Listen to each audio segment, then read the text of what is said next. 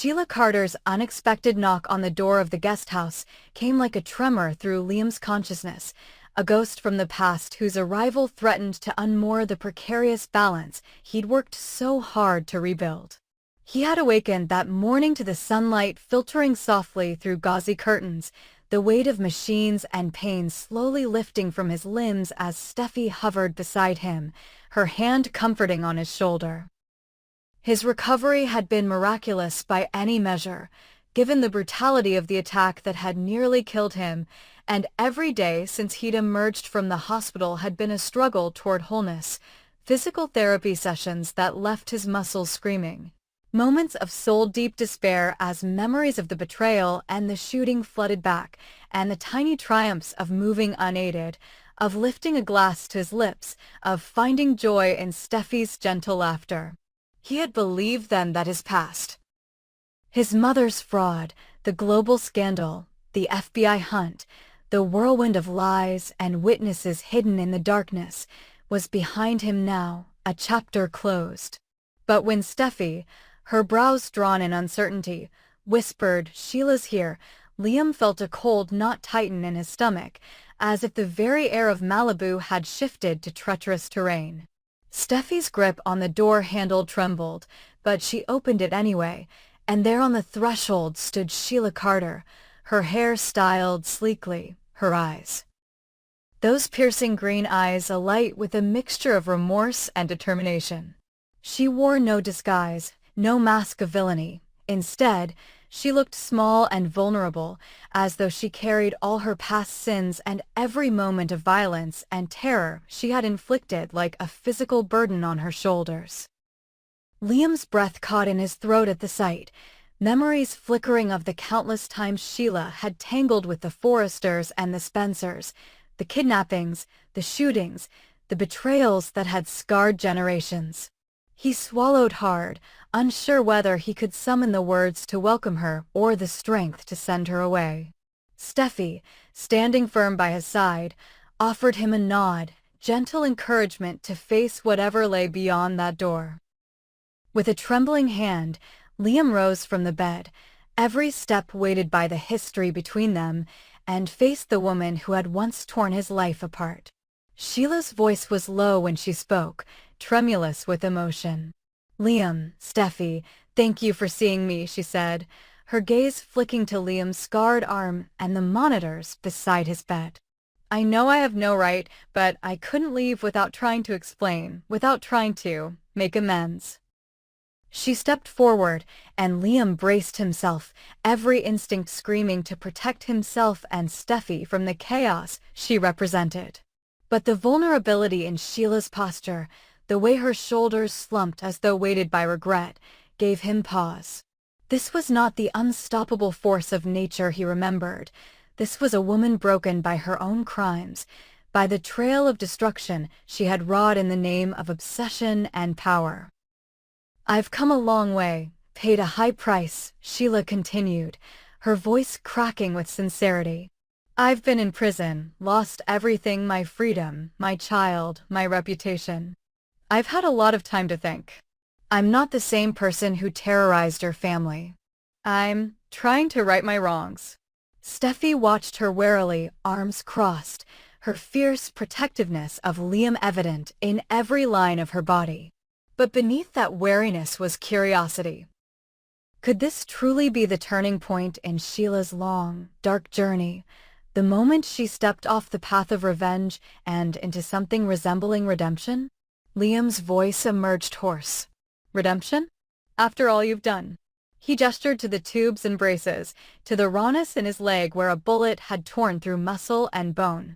"You left me for dead. You ruined my family. You destroyed lives." Sheila's eyes filled with tears, and for an instant Liam saw a flicker of the young woman she might once have been, fearful, damaged, desperate for love. "I know," she whispered. "I know I can't take back the pain. I don't expect forgiveness. I'm not here to plead for that. I'm here because I realized something in that cell. I have to take responsibility for what I've done. I have to help you heal, any way I can, even if it means you hate me for the rest of your life." Steffi's joy tightened as she processed Sheila's words. She turned to Liam, searching his face for any sign that he believed Sheila's plea, saw only the conflict raging behind his eyes, anger battling curiosity. Pain clashing with the faintest hope that perhaps this final visit might lay to rest the specter that had haunted them all.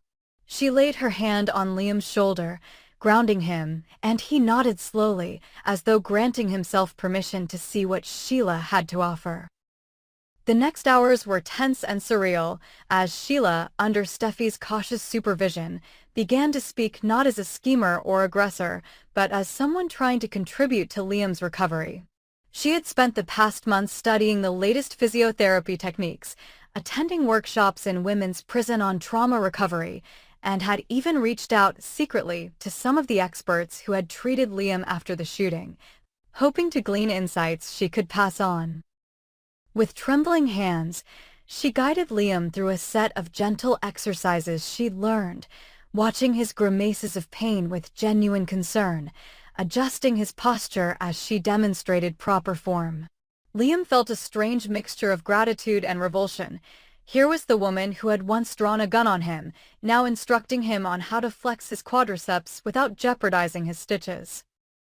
Steffi observed like a hawk, ready to intervene at the first sign of betrayal, yet as the hours passed and Liam's pain ebbed ever so slightly under Sheila's careful guidance, a tentative détente seemed to form in that small room.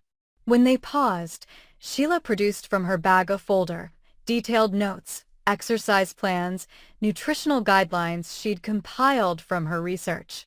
"I've also arranged for a specialist in nerve regeneration to consult on your case," she said quietly. "I know you might not want my help, but I'll do anything to prove I've changed." Steffi's eyes narrowed. Had Sheila truly gone this far out of genuine atonement, or was this another manipulation? Liam, however, reached for the folder and thumbed through the pages. Each entry was meticulous, each recommendation backed by citations and expert endorsements. He felt himself softening, not towards Sheila the monster, but towards Sheila the penitent, someone who was grasping at redemption with every fiber of her being. The sun dipped below the horizon, casting long shadows across the room, and as the golden light touched Sheila's face, she seemed less a predator and more a wounded creature seeking refuge. Steffi glanced between them and took a steadying breath. "If you want to stay, you have to follow our rules," she said, voice firm. "You break them once and you're gone." Sheila nodded, relief washing over her. "I understand." Liam allowed himself a small, wary smile. "Then let's start fresh," he said, uncertainty and hope entwined in his tone. Over the following days, Sheila settled into the guest house, her presence as startlingly normal as it was surreal. She arrived each morning with fresh smoothies, vitamin-packed blends to aid Liam's healing, and brochures from local support groups she'd contacted on his behalf. She cataloged his prescription schedule in a neat ledger, reminding him gently when he'd missed a dose. Steffi watched all of this with the vigilance of a mother lioness, but even she could not deny the practical benefits Sheila brought. Liam's range of motion improved. His spirits lifted when Sheila patiently read passages from his favorite books during rest periods, recounting lines from Shakespeare as though she believed in the redemptive power of art. Sheila, for her part, confessed to them her own nightmares, images of Liam bleeding in the hospital corridor, of the terror in Finn's eyes as he fought to save her from herself, of Zoe's agonized tears when she realized she'd enabled her mother's crimes. She said she'd woken each morning haunted by what she'd done, determined that with whatever time remained to her in this world, she would bend every ounce of her will toward restitution rather than revenge. Yet suspicion never fully lifted. The first time Liam let his guard down and asked Sheila about her true motives, she flinched, as though afraid to admit she might still harbor selfish designs, then steeled herself and met his gaze. "My only motive," she said firmly, "is to see you whole again." He studied her weariness, the tremor in her voice, the emptiness in her eyes where pride once sat, and in that moment, Liam felt the fragile stirrings of trust.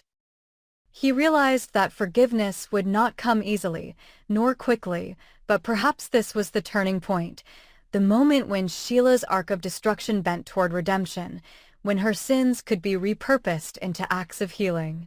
He caught Steffi's eye and saw a reluctant nod, a silent accord that they would give Sheila this chance, this improbable opportunity to atone in the only way she knew, through service, through care, through the unglamorous, unending labor of love. In the hush of twilight, as Liam and Sheila completed another set of exercises and Steffi prepared dinner in the adjacent kitchen, the three of them sat at the small dining table, the clatter of cutlery and the scent of roasted vegetables filling the air. Sheila's hands trembled as she carved the meat, and Liam reached across and placed a steadying hand over hers. The gesture spoke volumes, of tentative peace, of the possibility that even the deepest wounds might one day scar over. Steffi watched them, her heart softened despite years of pain, and realized that redemption was neither swift nor simple, but a painstaking journey marked by small acts of contrition. Tonight, in this modest Malibu guest house, they had taken the first step together, not as enemies bound by violence, but as survivors bound by hope. Outside, the ocean whispered against the shore, carrying away echoes of past betrayals, and in the glow of the kitchen light, Sheila Carter dared to believe that at last she was on the path toward being the person she had always claimed she could be. Sheila Carter's return to Liam's bedside came as an uneasy quiet descended on the Malibu guest house late that night, an improbable calm that masked the storm brewing just beyond the door. Steffi had stepped out for a moment to fetch fresh towels, leaving Liam and Sheila alone in the dimly lit room, the soft hum of medical equipment punctuating the silence. Sheila sat in a chair beside Liam's bed, her eyes heavy with exhaustion from days of vigilant watch and ministrations intended to atone for past sins, and she must have dozed off for the briefest instant, for what she saw next unfolded like a nightmare too horrific to be real. From the shadows near the foot of the bed emerged Grace Buckingham, her once impeccable white coat stained dark with dried blood, her face twisted into a mask of vengeance and despair. Sheila's breath caught at the sight of Grace's trembling hand clutching the folded sheet like a strangler's cord, the hospital corridor's faint lights glinting on the knitting needles Grace had concealed within her sleeve. Tools of fear Grace had used before, now repurposed for the one act she believed would restore her shattered pride. Grace advanced with silent fury, her eyes locked on Liam's vulnerable form, a low growl escaping her lips as she recalled Bill's betrayal, how he had unraveled her intricate deceptions, exposed her fraud, and turned their lives into a public spectacle of shame. In her mind, ending Liam's life would inflict the ultimate cruelty on Bill, taking away the son he'd fought so desperately to save, leaving him to agonize over a loss he'd helped orchestrate. Sheila, stirred by a sudden sense of foreboding, lurched upright just as Grace's hands circled Liam's throat. The world seemed to constrict to the two of them.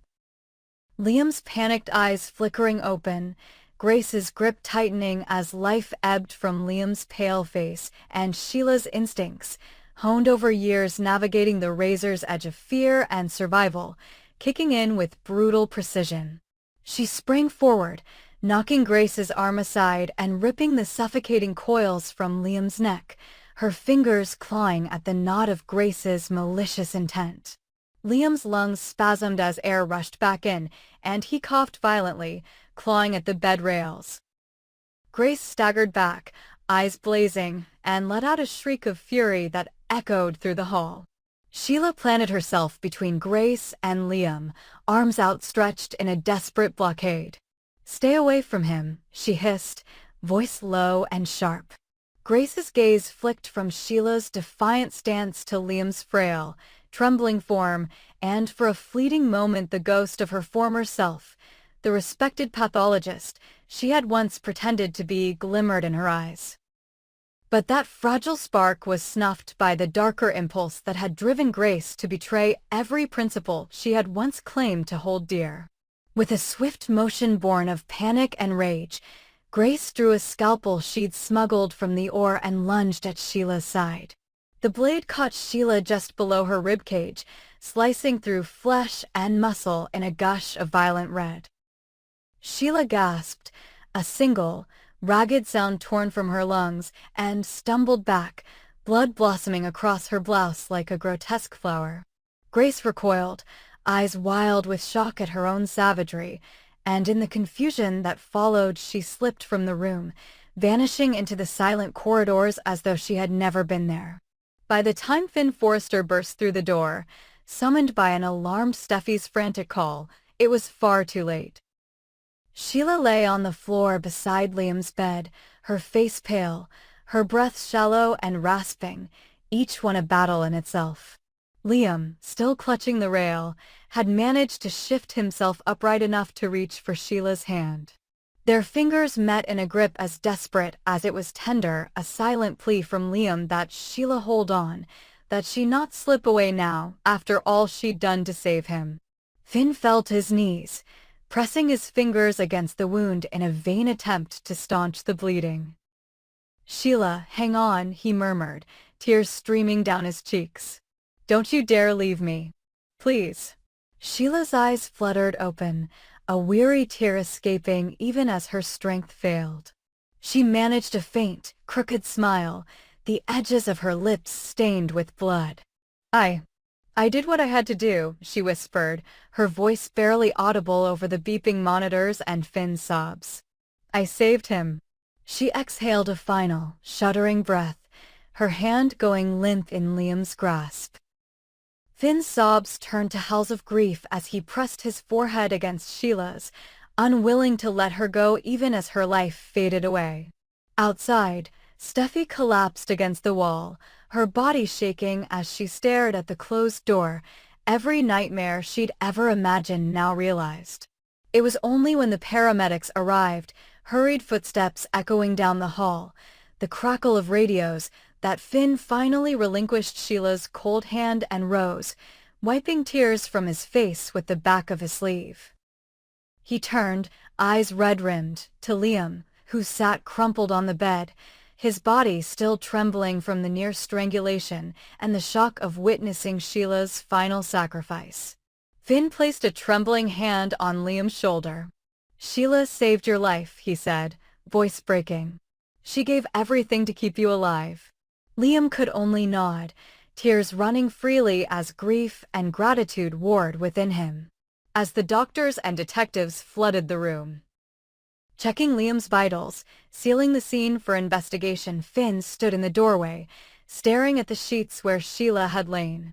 He thought of Bill Spencer, the man whose relentless pursuit of truth had set all these tragedies in motion, and wondered whether Bill would find Grace before she vanished into the shadows of her own making. The official search for Grace Buckingham began that night. Police bulletins issued nationwide, her face splashed across screens under "Wanted for attempted murder," her medical license revoked permanently, her reputation in tatters beyond repair. Bill, fueled by a complex storm of anger, shame, and sorrow, marshaled every resource in his power: private investigators, contacts in the FBI, even old friends in Interpol, to track Grace down and bring her to justice. He vowed he would not rest until he held Grace accountable for the blood on her hands. The millions she had extorted, the lives she had endangered, and the life she had taken from Sheila Carter. Back in the forensic ward, Finn cleaned Sheila's things with trembling hands, placing her small bag, already stained with her sacrifice, in a plastic evidence pouch. He found the tiny tape recorder Sheila had used to collect physiotherapy notes for Liam and set it gently aside, a relic of her final purpose. As dawn broke over the Pacific, casting pale gold light across the hospital wing, Finn stepped outside to call Bill. His voice was hoarse as he delivered the news. Sheila was gone. The medical examiner pronounced the cause of death a single stab wound, and Liam was stable but shaken to his core. Bill's reply crackled through the line, a dark vow to hunt Grace down and end her reign of terror once and for all. In the days that followed, Liam lay in the recovery ward, scarred physically and emotionally by the violence that had nearly claimed both his life and that of the woman who had become his protector. Steffi stayed by his side, offering quiet comfort, while Finn prepared to testify at the impending hearings. Outside, police dogs and helicopters combed the coastline for Grace, tipping off potential safe houses, following every lead to dead ends that spoke to her cunning and desperation. Bill Spencer, consumed by the dual fires of justice and vengeance, circulated Grace's case file to every law enforcement agency with a warning: she was capable of anything, and any further crimes would be met with unrelenting pursuit. Though Sheila's death left a hollow ache in their hearts, it also crystallized the family's resolve to honor her final act of redemption by seeing Grace Buckingham brought to book, ensuring that no other victim would suffer the fate Grace had engineered for Liam and so many others. The hospital corridors, now emptied of the violence of that night, echoed with a solemn promise that the blood spilled here would not be forgotten, that those who survived would carry forward Sheila's ultimate gift to Liam, a chance to live, to recover, and to stand firm against the darkness she had once embodied. And somewhere out in the fog of LA hills, Grace Buckingham trailed her own blood-stained path, hunted by her own conscience and by a family determined to end her story with the justice she had so savagely denied others.